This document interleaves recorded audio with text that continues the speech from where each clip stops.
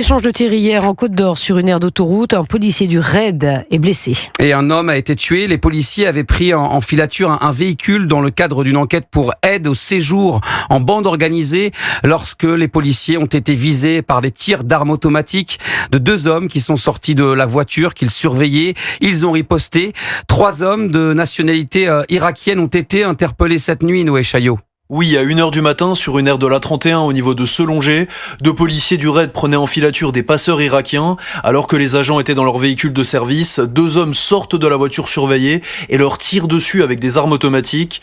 Les 2 agents ripostent, l'un d'eux est blessé à la cuisse, son pronostic vital n'est pas engagé, mais c'est une attaque d'ultra-violence, déplore Vincent Ergot, en charge du RAID pour Alliance Police Nationale. Ils se sont retrouvés face à des gens particulièrement déterminés et qui, comme on le sait maintenant, n'hésitent plus à tirer sur les collègues s'ils se sentent en danger. L'usage de l'arme par le passé, c'était exceptionnel. Maintenant, c'est devenu une norme. On est face à une humanité complètement dénaturée. La voiture des suspects a été retrouvée accidentée une centaine de mètres plus loin. Un homme est découvert mort à proximité du véhicule, tandis que 4 autres ont pris la fuite.